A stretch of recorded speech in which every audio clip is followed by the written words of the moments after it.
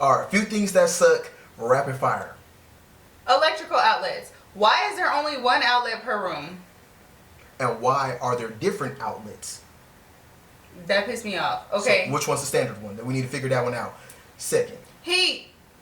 It's so damn hot here, and most of the houses, contrary to popular belief, they do not have AC. And when I say AC, I'm not talking about a swamp cooler. I'm talking about central air conditioning, okay? Because I made a video on TikTok and it got like 100,000 views and 50,000 people telling me, we do have AC, you're just poor.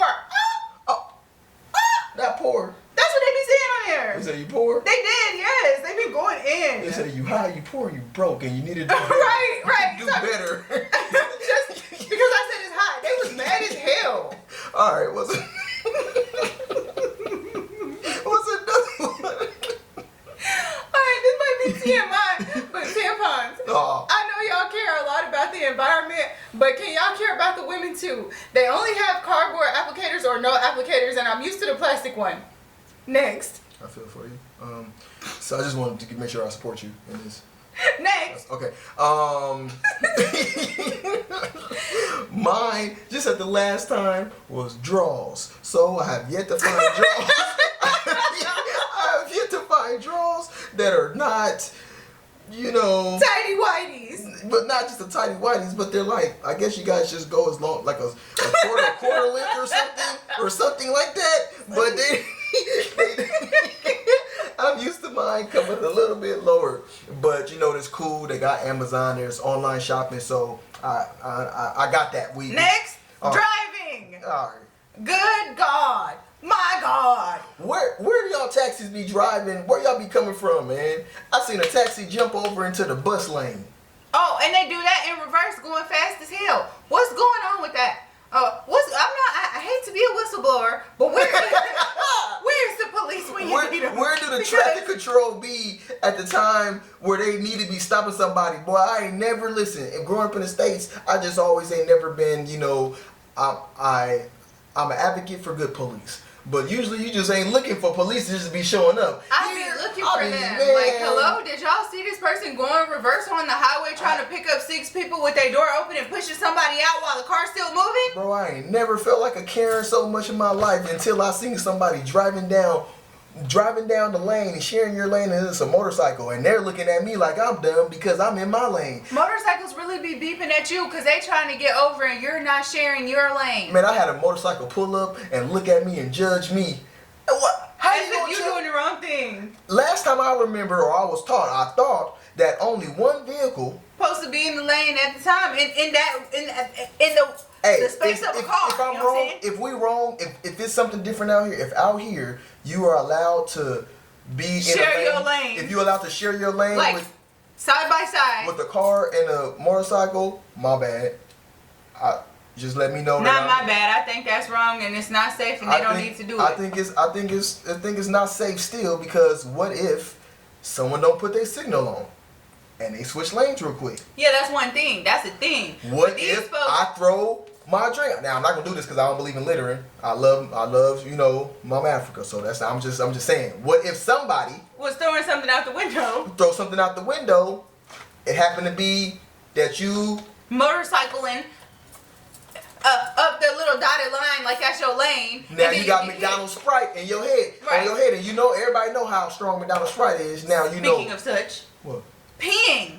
Why have I seen so many Peters out here? That's because crazy. People just pull over and pee on the side of the road like it ain't nothing. Maybe it's not illegal, but I think it's. And hey, I understand that maybe there's not as many places that would allow the public people to to go in and use the bathroom. Totally, I get that. We're understanding, but however, I be seeing people peeing on the side of other people's houses. Here's the thing. However, there's kids out here. There's also old people, and I think that maybe we need, even if we're not gonna respect ourselves, how about we respect the kids and the women and the grown folks. We saw someone cross the car. He was walking right in front of a car in the crosswalk. Okay, cool. He goes over to the robot, whips it out, and starts peeing. Mind you, it's noon. It's noon. He's directly next to the car.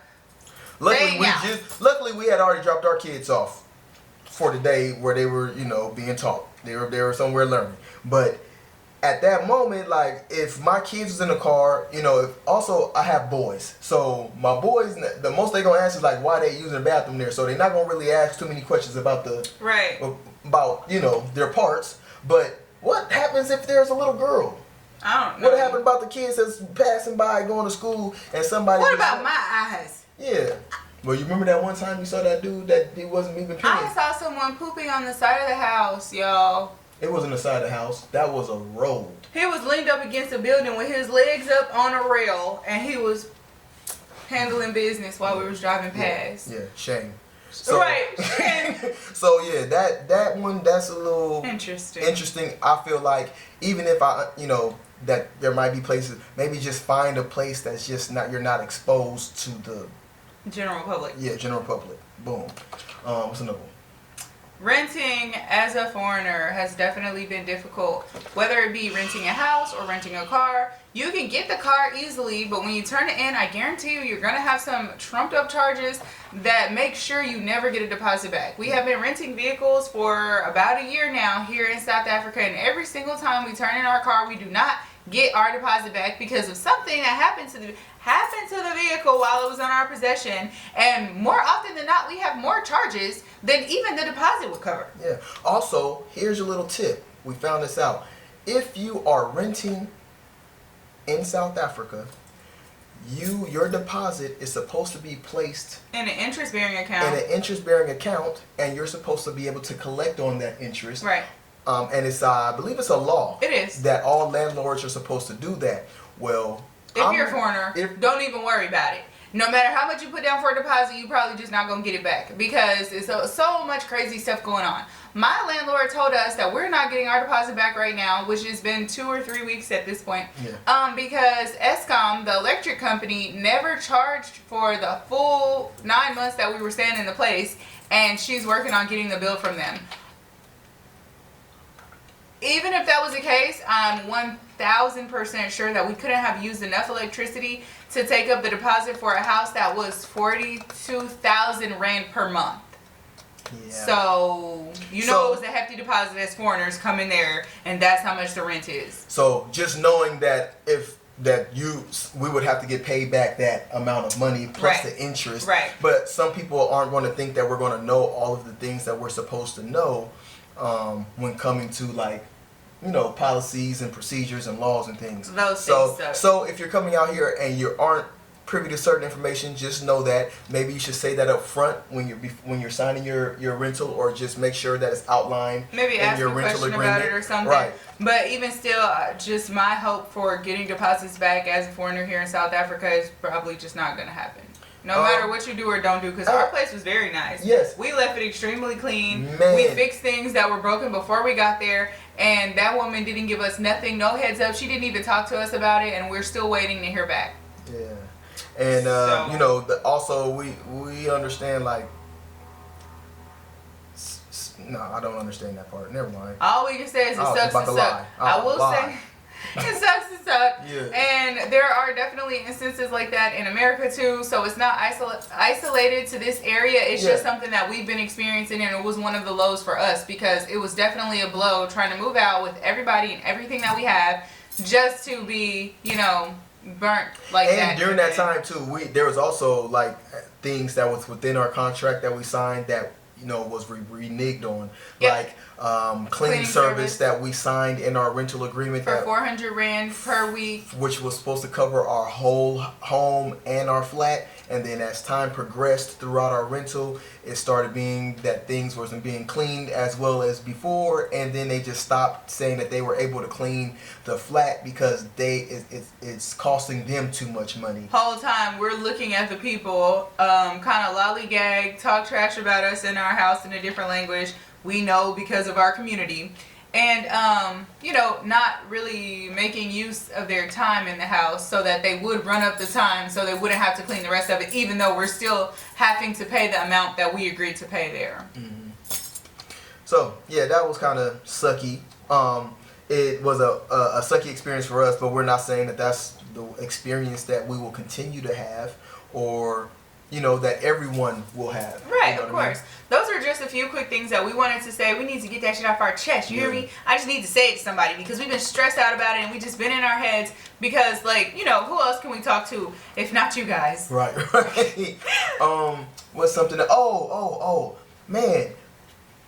One of the down things I think was, no, I don't want to say it's a down thing. I was going to say just, maybe, we couldn't, in the area we were in, we had to figure out, like, as far as, like, having animals. If you have a dog or any type of animal and you are an expat moving out here, you just hide your dogs, hide your cats. Yeah. Because they taking everything out here. No. If you leave your dog outside too long, they will call the SPCA on you for one, and right after that, somebody will come by and try to steal them things. Yeah. I got two beasts, two big old dogs, and there have been multiple occasions where people are coming through by my house, sticking their arm through the gate, trying to entice my dogs, or trying to see if they're friendly, or just trying to check the tent. Coming, seeing the dogs and saying that they need puppies and stuff like that, but also being very not saying like, oh man, I need a puppy. They're like being abrasive with the questioning that they have and what they're speaking, how they're speaking to my wife, when I'm not around. Yeah. Now, and even so much as saying like, oh yeah, I know when your husband be here, like I'll be seeing when the car is going or not. Yeah. Oh, now, brother, that was a very weird situation. Like, it's a long story. But we were told like just to watch out if you have animals because people sometimes will stick things through like snacks or something with glass in it or poison. So if you're someone, even if you're not an expat, but if you're just a tourist, if you're anybody, even if you're not a tourist and you're from out here and your animals are like your family, or if you just love your animals at all, be careful with them and just make sure that you're looking out for them. Man. Be very vigilant. Because we love our dogs, Kane and Kilo. They're like our family. That's our kid. They're our kids. I don't play no games about Kane and Kilo. Y'all know from the previous videos because the dogs got damn deported, and we really went back, did that paperwork to get these dog passports, and brought their ass back out here. Did we tell them that? I believe we did. If we didn't, let us know. Let us know if we didn't tell y'all that story about when my dogs got deported and I had to leave my family out here while I went back to the States. That was fun. Right. So, some good things. Let's end the video on a positive note. So, once again, community is amazing. The food is amazing. The cost of living is amazing. The views are amazing. Our family got larger. That's an amazing thing for us. Yes, absolutely. And we wouldn't change anything about our experience over the last year in South Africa for anything. Like, it's been a learning journey. There's been lots of ups and downs. And if you're thinking about making the move, if you're thinking about visiting, definitely do it.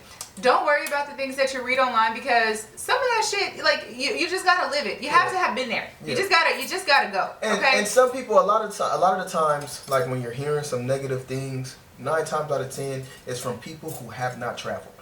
They haven't been to the places that they're having certain opinions about, and they only are speaking from their own perspective, which is what we all do.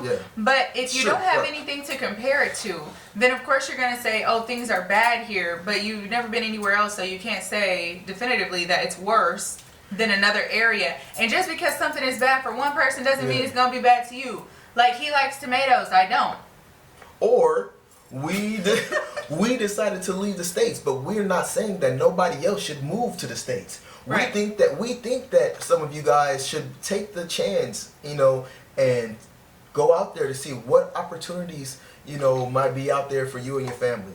You know what I mean? Never think that where you're from is the only place that you can be. Right? There could be opportunities out there that you can bring back and that your family could benefit from and take advantage of.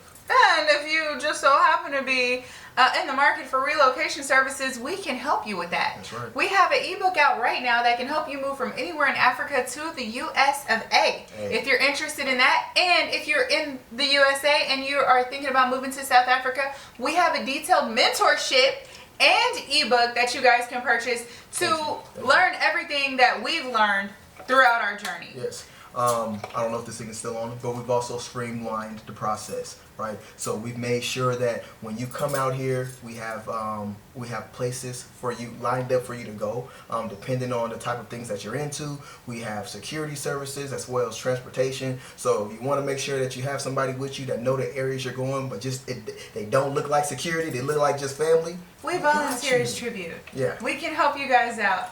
And I think that's enough rambling for today. If you guys have any questions about our experience here or one of the ebooks that we mentioned, or you just want to say hey because you see me in the dollar store, drop it below. Thanks again for watching. I love y'all, and we'll see y'all again soon. We got to tell them where we're going to move. Next video. Yeah.